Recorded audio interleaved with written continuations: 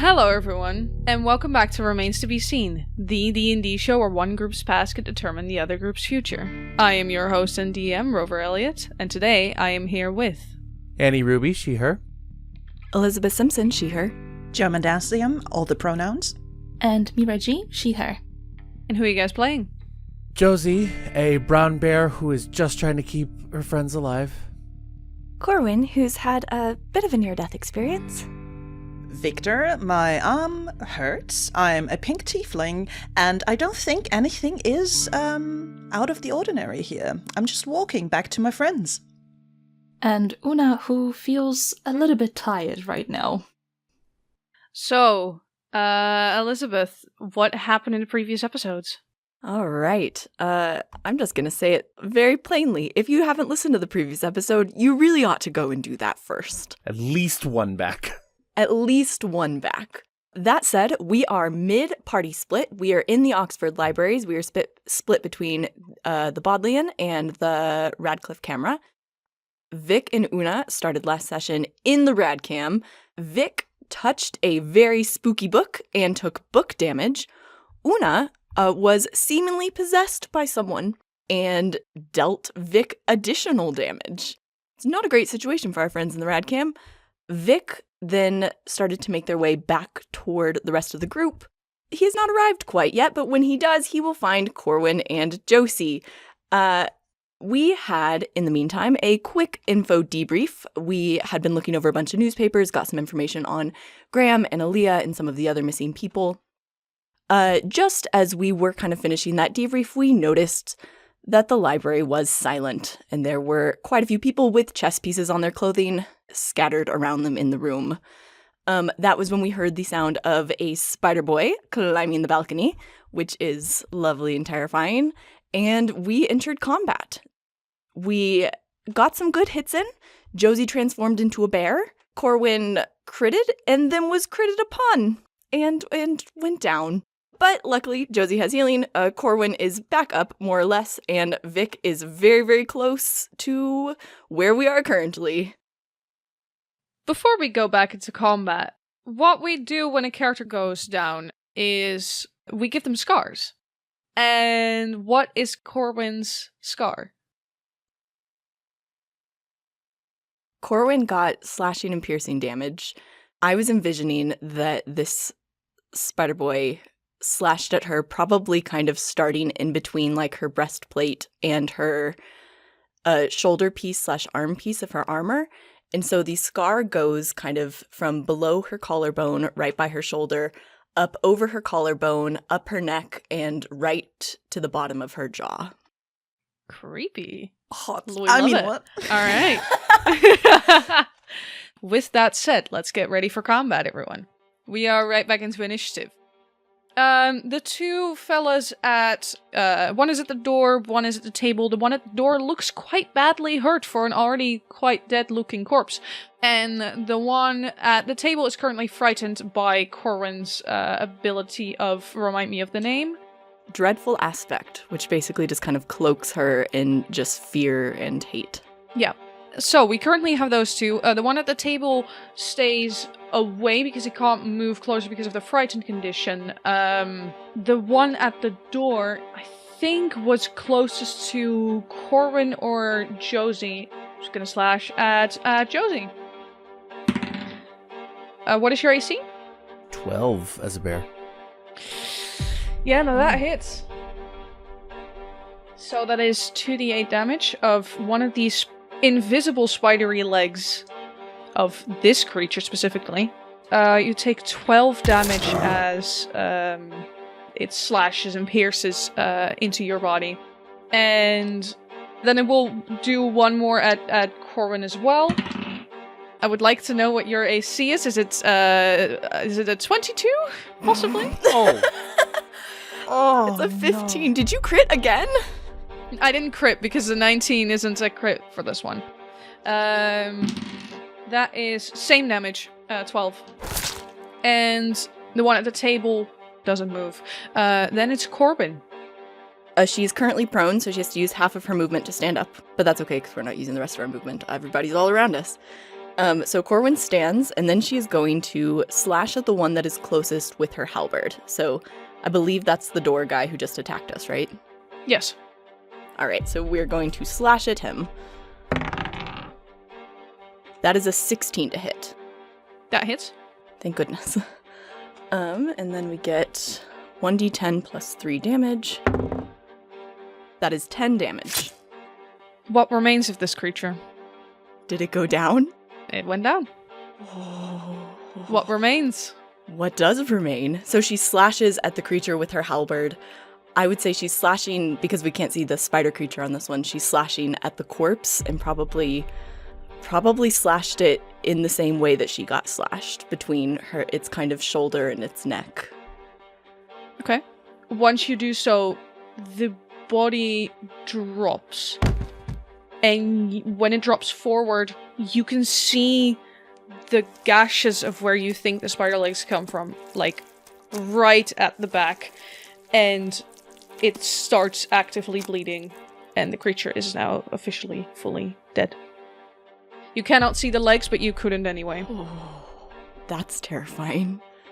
Corwin is going to kind of take a shaky breath and turn and use her bonus action to lay a hand on Josie's shoulder, to use lay on hands for Josie. That is also 1d10 plus 3. Is lay on hands a bonus action? It is. I double checked. In Oh. 2024, it's a bonus Sick. action. Love that. Amazing. That is a 10 on the die, so that's 13 hit points back to you, Josie. Let's go. I'm now better than I started this episode. Also, Ro is another one of the creatures within 5 feet of the creature Corwin just killed. I think so. I think one of the balcony fellows was also on you. I thought so as Yeah. well, but I wanted to be sure. So Corwin has a weapon mastery called Cleave. That means if I hit a creature with a melee attack roll, she can turn and make an additional attack against a second creature that's within 5 feet of the first. Then you may. Yay! Okay, cool. That's a 23 to hit. Yeah, that hits. Oh, absolutely. This attack is a little bit special. It doesn't get the ability modifier to the damage. It just gets the straight weapon damage, which is 1d10. Okay. 8 damage. Okay. Anything else you want to do at your turn? I think that's it. I don't think I can smite on a cleave attack. Yeah, no. Okay. Then it is the balcony fellas. One of them is going to hit Corwin, the one that you just attacked, and the other one is going to climb down the pillars from the balcony towards Josie, and is going to try to hit both of you. I will roll them at the same time. They both miss. Thank goodness. By literally 1. Oh. And that is a crit on Corwin and a normal hit for Oh. Josie. This is a different die, I promise. It's fine. I have 6 hit points. I will roll the crit first. Thanks for that. 17 piercing damage as it stabs once again into you. Corwin's down again. And for Josie,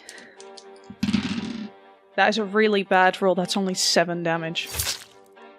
Hey, Vic, you opened the doors. Just for me, door guy is the one that went down, and it's the same door I'm entering through? Yes, the door guy is also dead. There's a dead body, and then there's Corwin, almost dead. And the balcony creature that whatever attacked her, right? Yeah.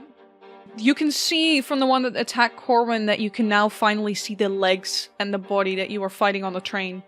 You can finally see the large, bony legs coming from the back of this creature and the ribs outside of their core. What is Vic's reaction when they open the door? I think you can only see their face drop, and then it's just business mode, because he has been a bounty hunter for a bit. So, deal with that shit first. I'm going to use my bonus action first and activate, for the first time, Hexblade's Curse.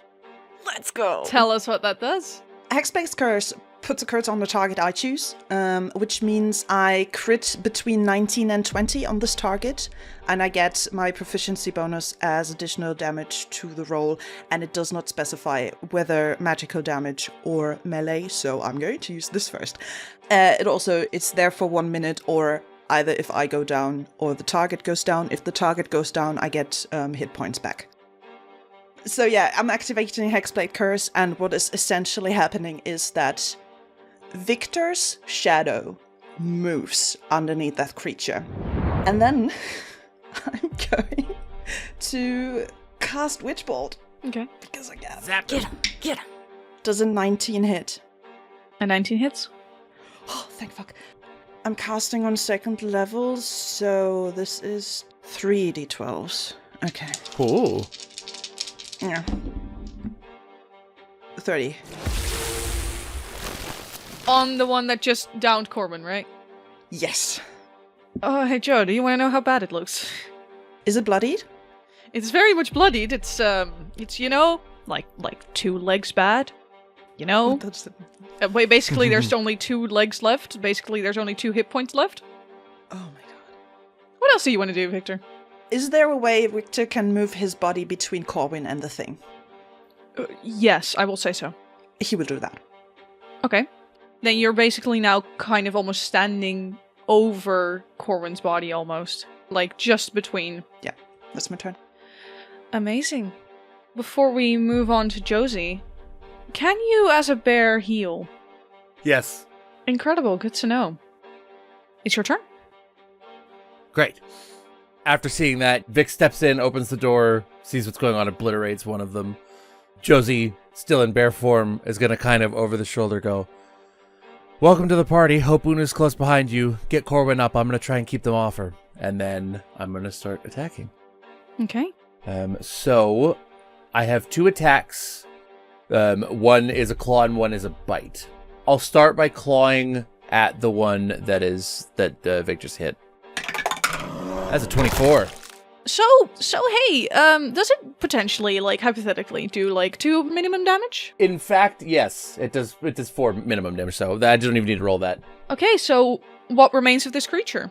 So this is the one we can see all of, right? Yes. And it's barely hanging on to its corpse puppet at this point. Yes.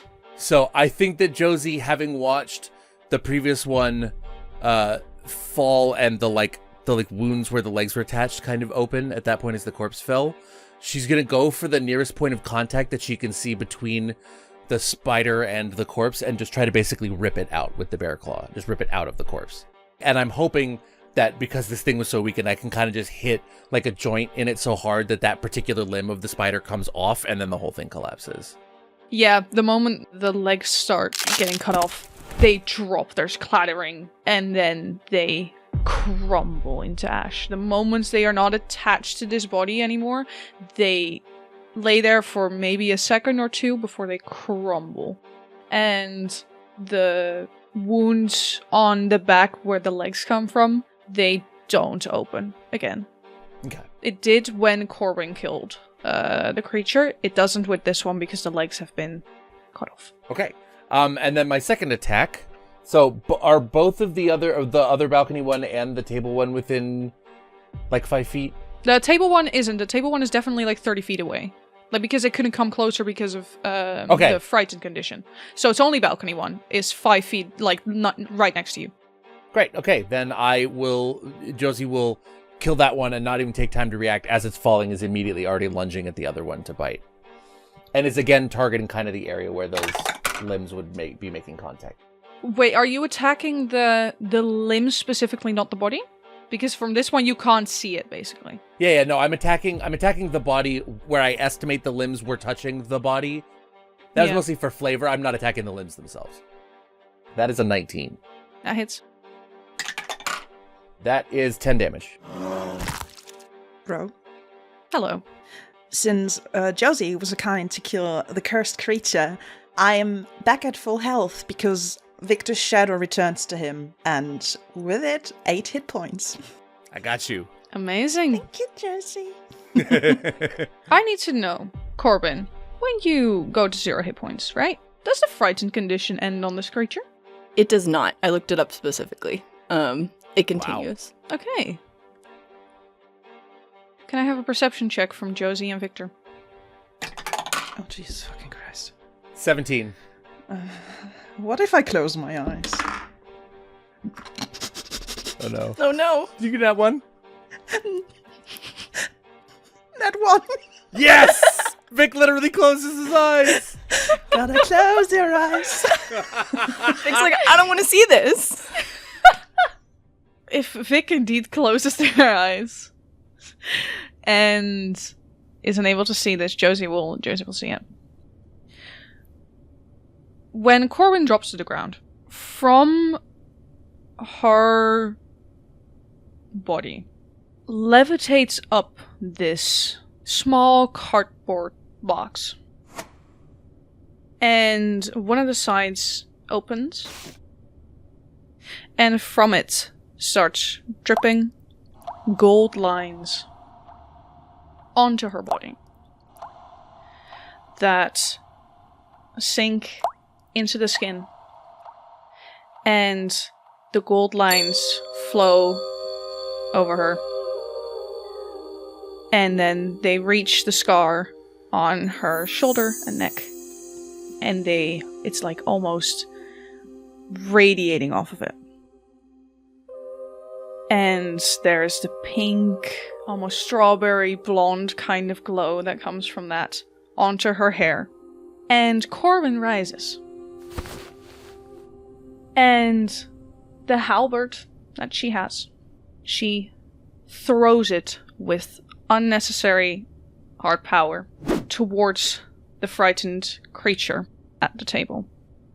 And when it hits, the golden lines in the body start cracking open. You can see the legs coming up from the back of this creature at the table, as the bones also turn gold before they completely turn into almost this purple-like color, and then they crumble, and the body stays upright. The gold flows away from Corwin, back down to her feet. She now has 5 hit points. You guys are able to ask questions to this creature. 3 max, before it collapses onto the floor, dead, while the halberd that unconscious Corwin threw is still stuck in the core of the body itself. 3 questions for the party? 3 questions that you can now ask. Don't make this mistake where it's like, can we ask you a question? Because that will count as one. Yeah, of course. But I'm just saying, so yeah, it's okay. And is time, to the DM, obviously, is time stopped while we do this, I assume? Time will be stopped. Excellent. Okay. I think, point of order, Viktor did not have his eyes closed. Corwin was behind him. So all he saw was this fucking halberd hitting a creature, all the other shit going down. That's better. That's better. That's cool. That's so funny. Alright, so Corwin's up now, so she sees Vic for the first time. Glad you're here. Welcome. Don't ask any questions to each other either. Okay, cool. Above table, one of the first questions that comes to mind is, who are you working for? Because these creatures kept popping up, but like unrelated to Johnny. At least we have like, there was nothing we found at Johnny's or in like the paperwork that would connect them naturally. Can I? So another question to the DM to make sure I'm understanding correctly. Mm-hmm. The creature we're asking questions to is not the bone spider, it's the corpse that it was piloting. It's the corpse, yes. Because the bones are gone. The bones have crumbled to ash onto the floor. So, if we ask who it's working for, we're not asking the spiders that were piloting them. We're asking whatever they were piloting. You're asking the body. Above table, not asking the corpse yet. I think Corwin's number 1 priority would be to ask the corpse why it has been directed to follow us. Does that sound logical? Or are we again running into the conundrum? If it's not the spider anymore, the corpse might not know that, because if it's like speak with dead, they cannot learn new information after they're dead. So assuming this person died and then was turned into corpse spider, they will only retain the information they knew when they were alive. So Would you count the phrasing, do you know what was piloting your body and why, as 1 or 2 questions? That's 2. Okay. I think asking it how it got to be a corpse spider might be legit, because it probably is related to the chess pieces. It's probably related to the people it was working for. Yeah. So maybe a what happened to you kind of question? Yeah, just how did you die? Yeah. I think that Corwin should be the one to ask, I'll say that. I think we should each ask a question. I think that one makes sense for Corwin because she's very people-oriented, so she's going to want to know... That's fair. ...what happened.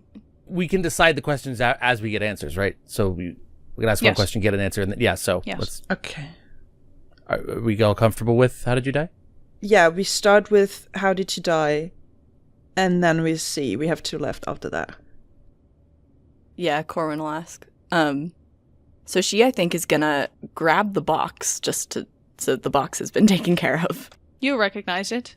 Didn't she burn it? Sorry. She did, in fact, burn the box. So she's going to kind of like frown, set her shoulders, grab the box, and shove it into a pocket. Ooh, give me a perception check while you do that. That's just a 10. You can't see, but there's something in the box. Oh. You can't see what it is. Okay, she's going to file that away for later. Or actually, she'll probably continue clutching it. So she's going to turn to the corpse. How did you die?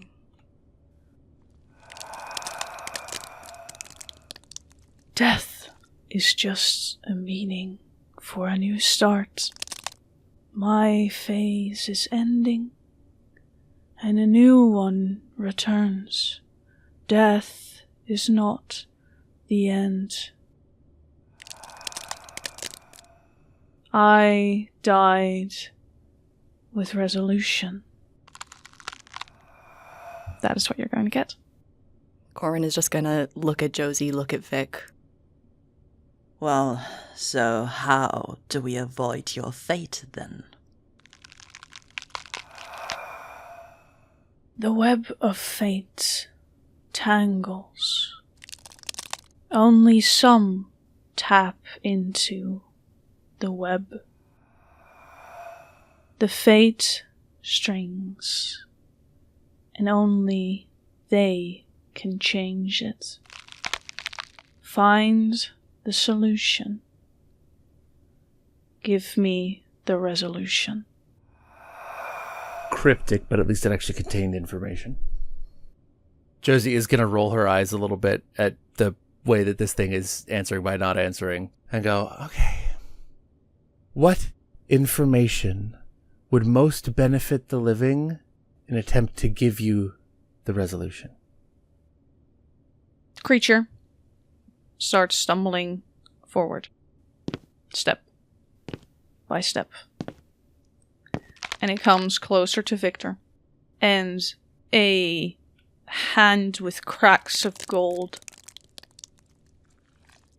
points with a finger towards the pocket of holding where you keep your books and taps onto your chest on that specific place and says, "Tab into fate. When the cards decide their turn, the books will find out how to. My resolution has been decided by him, and I am but a mere soul left in the dust of a game of chess. I am nothing but a living being of a play of fate." The gold disappears. And the body drops. I catch it. And Corwin's halberd stops glowing with that gold. And on the line of her, of the pole of it, are 2 extra lines. There is, by the way, still 1 creature alive. Mm-hmm. Mm-hmm. The moment you catch the body, time's back. You guys are still in initiative order. Corwin, that's your turn. You're on 5 hit points. Excellent. And don't have a halberd in your hands? Yeah, you're gonna have to pick it up. Yep.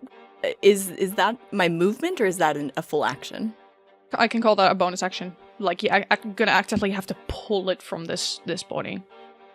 Okay, cool. So we're gonna use the bonus action first and pull the halberd from the body, and she's gonna feel those new lines and kind of shudder, but like forcibly, you know, like you do when you're forcibly trying to compartmentalize something. She does that. And then she's going to turn to the remaining creature and swing on it. It's a nat 1. She's still shaken. It's okay. She's still very much shaken. And she misses. And that brings it to Viktor's turn. With now the dead body in your arms. It's the creature's turn before Vix. Yeah. I lied! It is going to try to hit Vic. And what is your AC? 16. Yeah, no, that misses. The other one hits. That is 2d8 plus 3. That is 8 damage.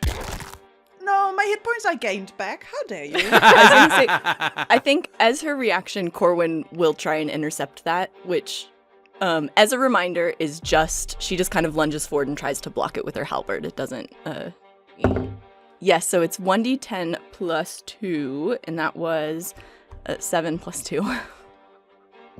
So I intercept 9 damage of the 8 that you took. So I take no damage. You don't take any damage. I think Victor's only reaction to that is, thank you, princess. Do it again. Viktor, now it's your turn.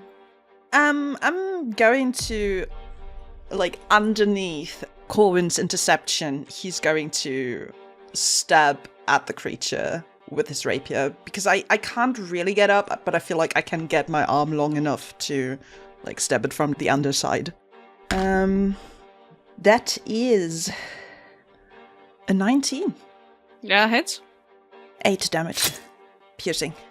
It's still not officially bloodied.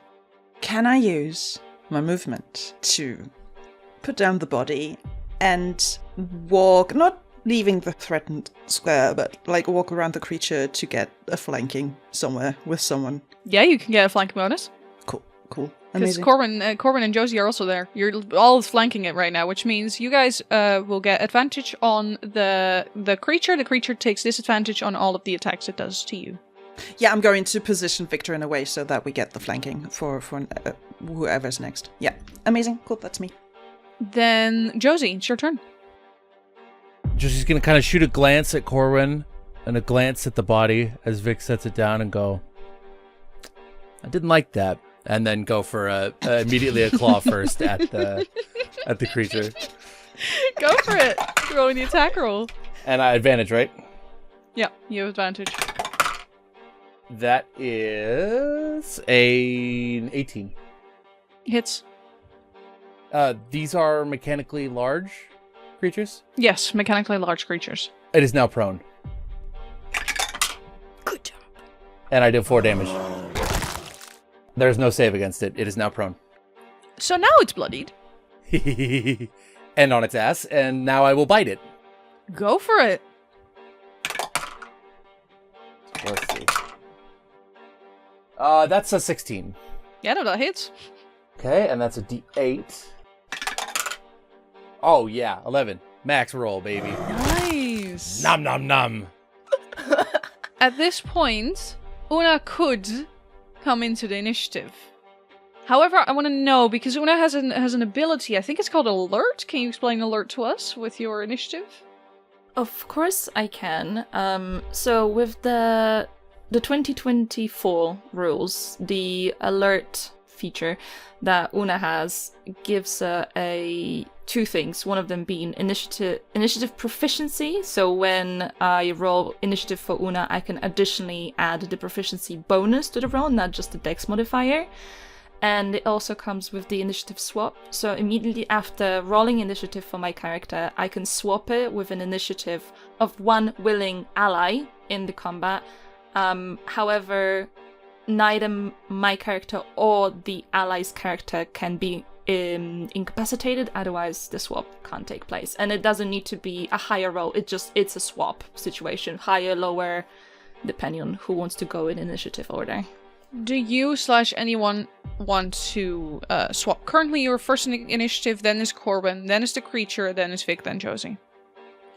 Above table, I'm good with you going first, because I want to see Una in action. Want Una in here before we're done, so. Same, yeah. Okay. The creature is prone. Creature's prone in the middle of all your friends when you open the doors. The doors are now open, actually, because Vic opened them, I think. I don't think Vic closed them behind them. No, I think they were just swung open, right? Or did anyone close the door? Door's open. Yeah. Okay. You walk in and you can see what is currently happening. What's the distance that you want me to take into account from when Una steps in through the door to the creature? Is it going to be within 25 feet of movement? Yeah, it is. Okay, thank you. So you guys do see, like, you don't hear. You just see Una just walking in, completely unhurried, look glazed over. She looks exhausted. She looks very similar to how she first appeared in your life. Very ashen, eyes completely glazed over, and she has like a very big, like, white streak in her hair now that's extending all the way on the left-hand side of her head. She quietly walks past everyone and without saying a word summons the blade. And I never described it, and I have a little cool description of that as well, if you allow me. Mm-hmm. So she would summon this psionic blade, and it doesn't like just flash into existence. It doesn't glow. There's no sound to it. The air around her hand appears to be like when it's very hot outside. It's that mirage kind of situation, and it kind of starts congregating one space. And I would say at this stage, you would get to see like a glint of an obsidian glass. And with that, she would attack the creature right in the middle of everyone. If people are within 5 feet, then she would apply the sneak attack as well, if that is possible. Go for it. This creature's still prone. Cool. I do apologize. My cat was purring on the recording. Go away. This is not your time. Right. So I actually have an advantage on the roll because they are prone. However, Una is exhausted, so will be taking away -2 of any roll I do. So I'm rolling 2d20s. 24 to hit. That hits. Okay, so that would be... So, hypothetically, how much damage would you do with your sneak attack, like, minimum? The barest minimum would be a 7. Hey, so, you know, what remains of it? It has 7 hit points. The minimum would be 7. So with the blade appearing in her hand, I'm just gonna add a flare to it. She would rise it up above her head, and then grab it with both, like another, and just strike it into whatever would be the center of this creature. Just strikes it down with as much force as she can. Nothing happens for a moment. The effect of the blade disappears from her hands. She doesn't let go of the creature herself. And the blue hue starts glowing, and the creature's engulfed in blue flame. And then disintegrates into dust. And she would get up, and she would just stand there without saying a word. Well, that was cool as fuck. Perfect timing. As we exit combat, Josie is still in bear form, going to kind of turn, take 2 steps directly back from Corwin as she transforms back into a tiefling, and is gonna go, Corwin, what's in the fucking box? Corwin, now that combat is over, you also get 1 level of exhaustion from the drain that your body has been put through by this, well, this weird-ass shit, basically. Yep. Fair. Yeah, so Corwin is gonna, mirroring Una a bit, just look ashen and just drained, and her shoulders kind of slump. I can tell you completely honestly that I don't know. It shouldn't even be here. I thought it wouldn't come back. And she's gonna open the box. Ro. There's a note in it that you put in there in the fire. Oh, yeah. It's crumpled, but you can kind of spot that it has definitely been opened and then crumpled back again. Interesting. Viktor, who has not been told about the bottle of wine and the note, by the way, looks at the box, looks at the crumpled piece of paper, then looks at Josie, rolls his eyes, and he's like, ooh, scary, a note. What the fuck is going on? By the way, what does the box look like, Corwin? The box looks like a very embellished playing card box. It has these kind of embossed swirls and lines that are almost kind of reminiscent of like threads or strings. And in the bottom right corner, there's a little embossed pair of scissors cutting one of the kind of glowing golden strings. It's about palm-sized. So just as a reminder, the note is in French, and Corwin's going to kind of like pull it out, uncrumple it, and then crumple it back up and put it back in the box. But the note is in French, and it says, "Thank you for your gift. Indulge in mine, Alaric." Italian. Oh, it's in Italian. Just kidding. I do remember that. Gotcha. It doesn't say that. Oh. What does it say? In Italian, that's not a nice way to accept a gift. And there is no name to it other than a golden, inky line under your name on the very corner of the paper. There's just Corwin, and there's a golden line under it. So, the fear effect spell that Corwin did is an Oathbreaker specific thing. Would that be something, I assume Josie would kind of know that? Yes, I think you would. Okay. Then in response to Viktor's question, Josie's going to say, Princess here's an Oathbreaker, which, by the way, more respect to you for it, but you saw as much as I did about how she managed to raise herself from the fucking dead. And I don't want to be anywhere near until we figure out more about that. Don't say more respect to me for it. There's no respect in being an Oathbreaker. It's not something to be proud of. Do you specifically use the word undead when describing Corwin? Raising herself from the dead is the word I said. Una is making steps towards Corwin and looks at her and doesn't say a word. But the stare is very intent.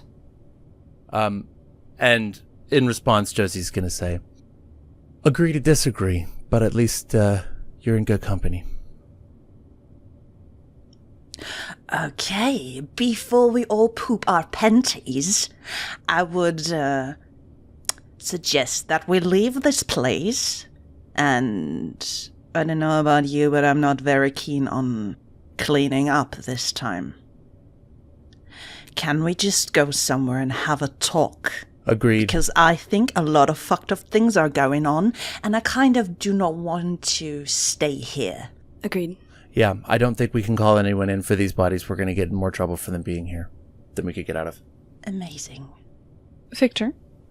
Oh, fuck, yeah. Can I have a perception check from Viktor? You really thought I would leave it off like that? Joe, you underestimate me. I just want them to talk. We never talk. We didn't even have train time. The others had chocolate on their fucking train. It's a natural 20. Let's freaking go. Of course it's a natural 20. Is it plot relevant? Because of course You recognize your own shadow. When you look through the open doors at one of the corners, you can see that your own shadow is there and is waving at you, and then runs past a corner further into the library. I have no shadow currently? You have no shadow currently. He looks at Josie. Have you ever had the feeling that all the things are happening at the worst timing? Because I fucking do. Most things do, Vic. Give me 5 minutes. We should meet at the next inn right from the library you can find. Good? No, I'm not done here. What do you need to do? If you need some time alone, take your time alone. I need to go into the archives. She means administrative archives. Okay. I know we've met like 1.5 days ago. I'm going to set a rule here as we go further.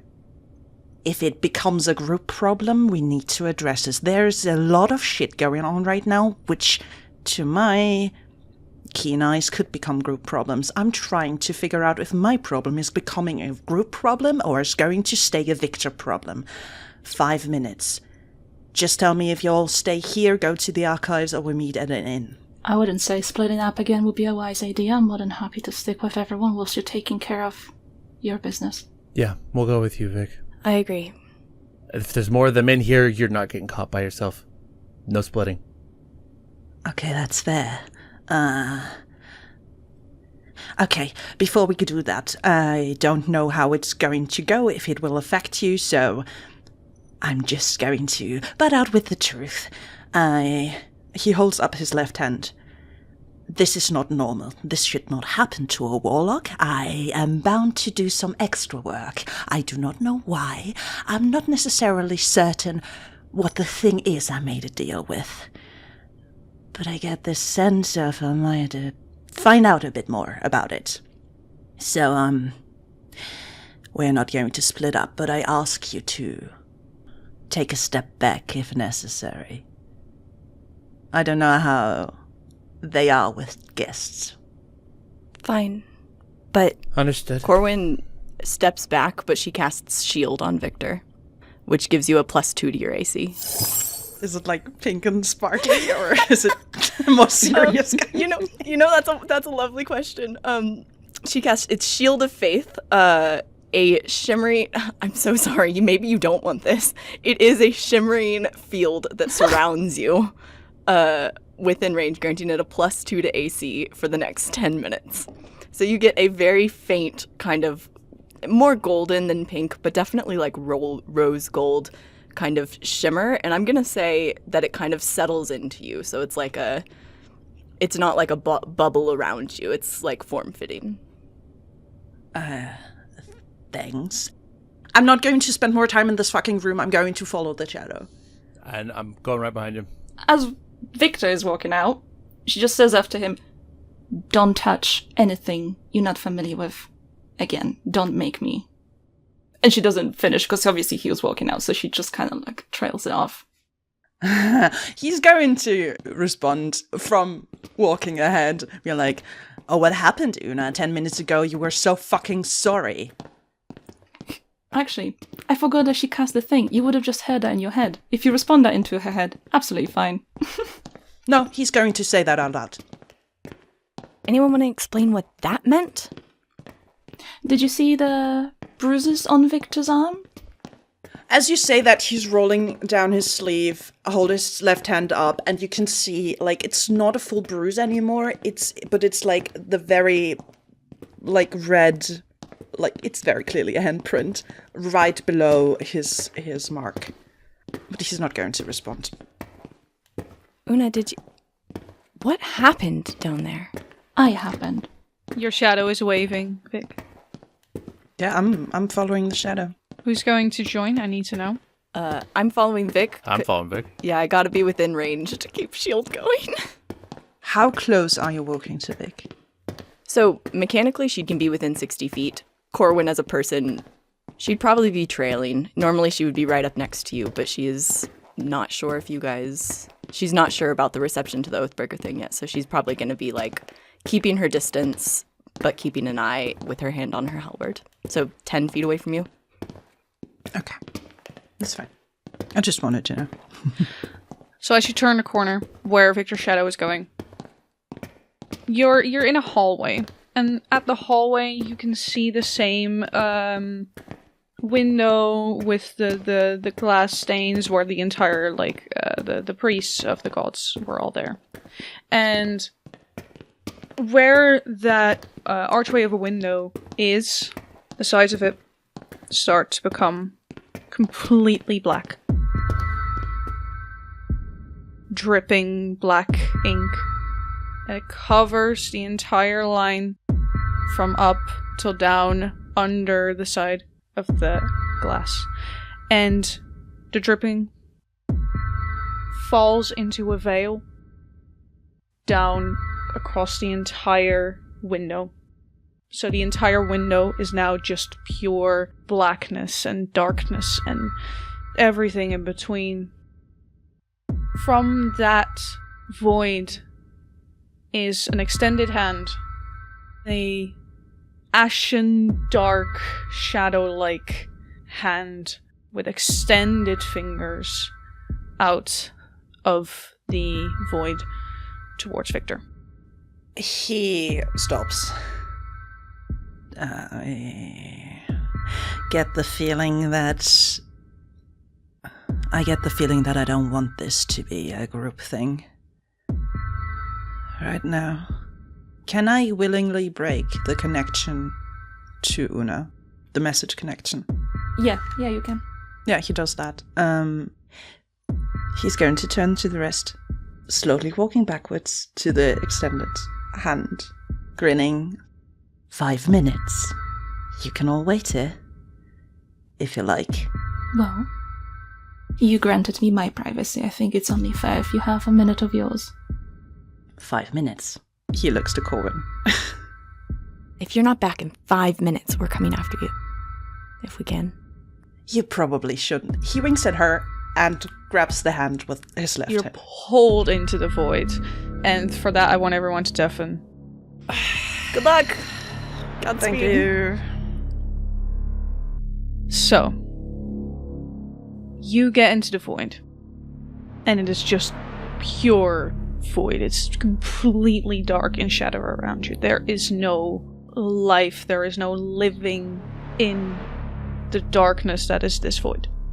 Nothing at all. You can't even see what you are walking on. And the hand that was holding you is pulled away. And the mark on your arm starts becoming more ink-like as it starts swirling around your arm. And you are alone in the void.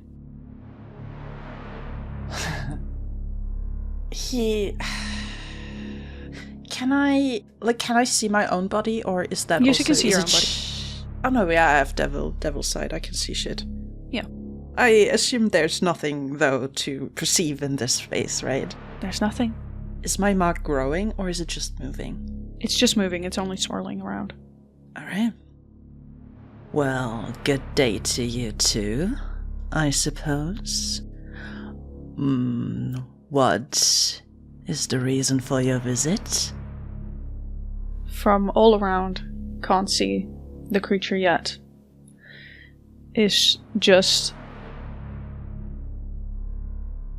Darkness is a lovely thing, isn't it, Viktor? Well, it helps me sleep at night. What do you want? I would like to know something from your work, as it is. Oh, is this like a job review kind of thing? Possibly. Right? How much power do you crave? How much power do you hold? Is this the moment where you're offering me an offer deal? Because I feel like I'm doing quite a lot here already. Don't you think? Yes. Right. And that is why I want to give you more. Of course. So your question is how much power I crave? Or is your question how much power I already hold? Isn't it the same? Your power is mine. You know that. Oh yeah, you remind me every week about it. He holds up his left hand with the mark. Are you asking for your own amusement? Because I fear you might know the answer already. That's the whole reason why we have this business relationship in the first place, no? It stays silent. There's no response. And yes, I am avoiding the question because I don't really know the answer. I want knowledge. You know that already. That's how you got me into this deal in the first place. And that didn't change in the last almost 2 years. But I have to admit that I quite enjoy the access to magic you are giving me. So I'm willing to hear what you're offering. Because you know I want more. More of everything. Creation is such a brittle thing. If only you knew how to find it. Creation as it is. The veil covers and continues. Why would you not want the power of my creation? The Valthayne has been fantastic to work with.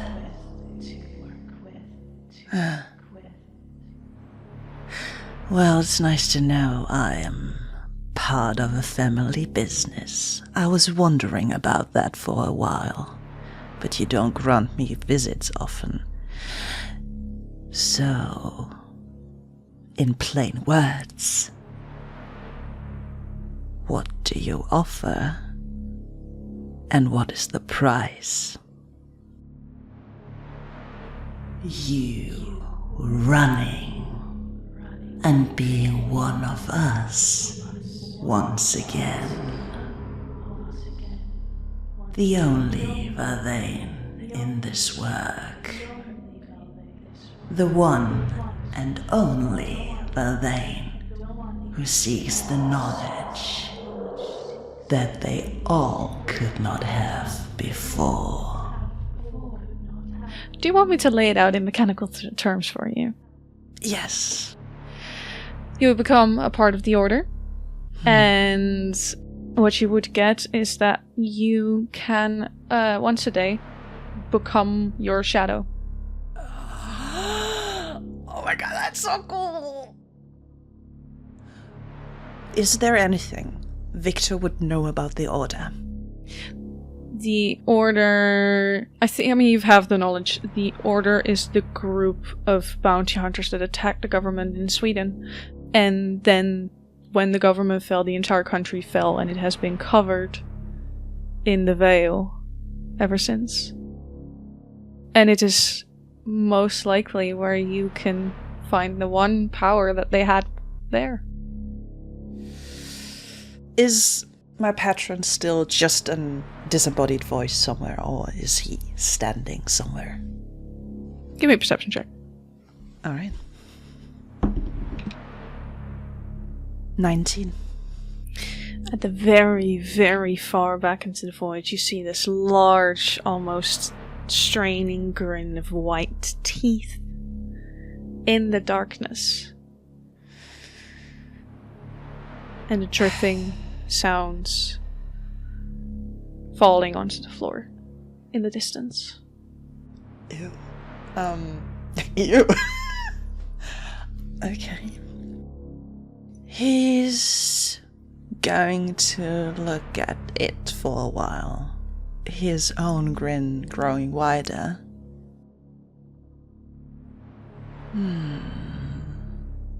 That's quite the offer you're making. Are you a gambler? I wouldn't say I'm not. Good. Let's add some spice to this deal, because I feel like There's a lot of things you're hiding from me, as, for instance, your reasoning for picking me. Because I'm not an idiot. Us meeting wasn't just a coincidence. I don't think you were just waiting there until someone shows up. So, I will take your offer if you add something to what I'm getting. Because power alone was never my goal, and you know that. Put some knowledge on top of this, and I will join the Order. Very specific knowledge. Would you be interested in that? Speak, lonesome. I want to know everything about you. And I'm yours? That's what you want, right? In due time, you will know everything about me. You know where to find me. Come and get it, Valthayne. And they start stepping forward, and you can just see the ink-like body that it is. It's a humanoid shape, but the arms are slightly too wrong in the corners, and the fingers are too outstretched for it to be real, as it's so cartoonish in a way. And one of them cradles your face, and they say, You will be hunted, Viktor, and I cannot wait to watch the chase. And then they slide the hand. I'm going to stop their hand. Okay. With my left, I don't know which one. Whichever side. Yeah. And interlace my fingers with theirs. Uh-huh. I don't fear the chase. And I don't fear the game. You should know that by now. I like touching things I'm not supposed to touch just to see what happens. And his eyes slide over to the fingers he's just holding.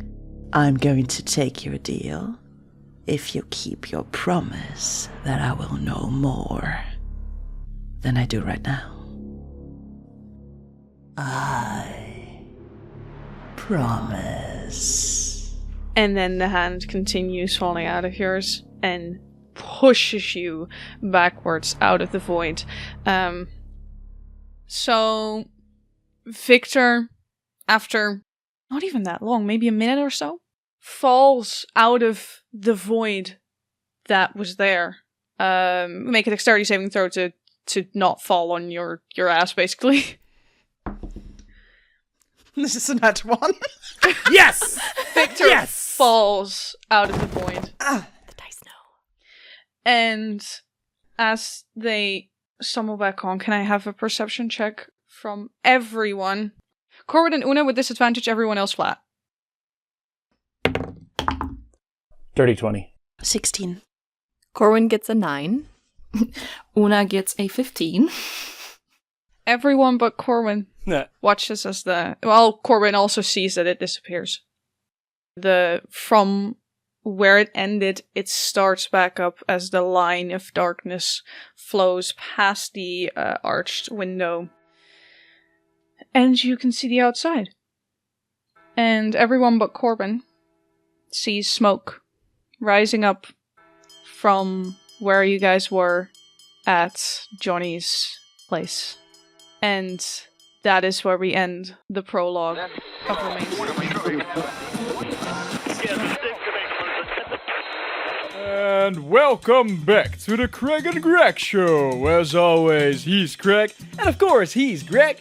And sadly, we have to interrupt this moment for some breaking news. Take it away, Gregg. Thank you, Gregg. This news has just come in from Oxford. It seems Mechanics Incarnate, the shop of the missing crown smith Johnny the Rolo, went up in flames earlier this morning. The fire department is currently getting the fire under control. However, it is uncertain how much of the original building will be left. They have yet to find any witnesses to the incident, and with tensions rising across the country, experts are speculating... Experts? Or maybe just President Isworth? Experts are speculating as to whether this might be a distraction for some other kind of business. Poor Mr. de Rolo. A foolish man and his shop of memories and pride. Gone. Nothing more than rubble and ash. A pity. And now I have to bother myself with 8 creations interrupting my years of work. Do they even have a clue what they are doing? Alas, if they insist on interfering, I might as well have some fun. Their fates could do with some twisting, after all. Interesting.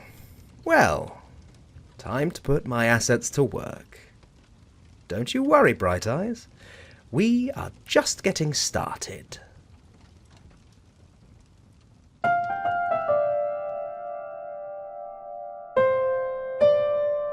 This episode concludes the prologue of Remains to be Seen. We thank you all so much for the love and support you have shown us these past months, and hope to have you join us again in October when we pick up the story in Season 1.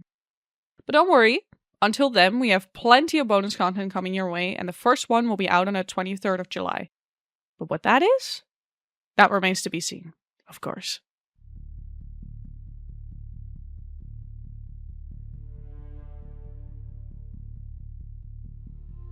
Remains to be Seen is an original podcast created by Dyaflame Studios and licensed under the Creative Commons Attribution Non-Commercial Share-alike 4.0 International License. Today's episode was produced and edited by Rover, Elliott and Joe Mendacium. It starred Elizabeth Simpson as Corwin Duvall, Joe Mendacium as Viktor Valthayne, Annie Ruby as Josie, Mirah Fae as Una, Rover Elliott as a Dungeon Master, and with special guest Mounssif Yamlahi as Craig and Gregg, and Ben Meredith as the Game Master. The intro and outro were composed by We Talk of Dreams, and a transcript was written by Elizabeth Simpson. To get in touch with us and keep up to date with our antics, follow us on Instagram, Bluesky, and TikTok at Dyaflame Studios, or via our website at dyaflame.com. Check out our show notes for additional credits, links, and transcripts.